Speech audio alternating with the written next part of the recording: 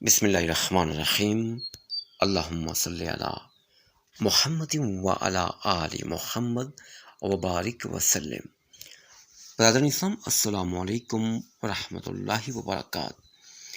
آج کی اس ویڈیو میں ہم دعائے حزب البحر کے فوائد کے متعلق بات کریں گے۔ شیخ امام ابو الحسن شاذلی رحمۃ اللہ تعالیٰ فرماتے ہیں کہ اگر میرا یہ حزب بغداد میں پڑھا جاتا تو وہ چھینا نہ جاتا۔ یہ حزب وفا ہونے والا، وعدہ اور حفاظت کرنے والی ڈھال ہے۔ اس کو پڑھنے سے راہ سلوک کی ابتدا کرنے والوں کے لیے اسرار شافی اور نہایت والوں کے لیے انوار صافی حاصل ہوتے ہیں۔ مزید یہ کہ جس مکان میں میرا یہ حزب پڑھا گیا ہو وہاں آفات و بلیات سے محفوظ ہوتا ہے۔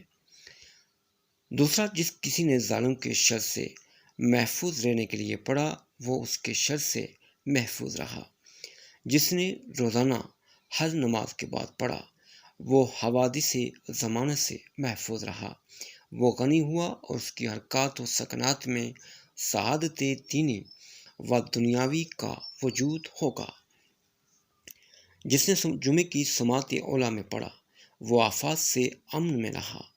جس گھر میں پڑھا گیا وہ جلنے سے محفوظ رہا۔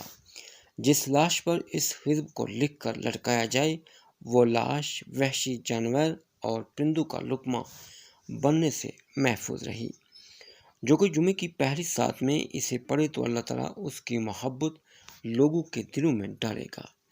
جو کوئی مراد حاصل کرنا چاہے تو وہ فجر کی نماز کے بعد 10 بار سورہ یاسین پڑھے اور اس کے بعد 70 بار اس دعا کو پڑھے تو اللہ کریم اس کی مراد کو پورا کر دے گا۔ جو کوئی اس حزب پر باقاعدگی اختیار کرے وہ ڈوب کر یا آسمانی بجلی یا آگ میں جل کر یا اچانک مرنے سے محفوظ ہو جائے گا۔ اگر جہاز کے موافق ہوا نہ چلتی ہو تو یہ حزب پڑھا جائے تو اللہ تعالیٰ کے حکم سے فوراً موافق ہوا چلے گی۔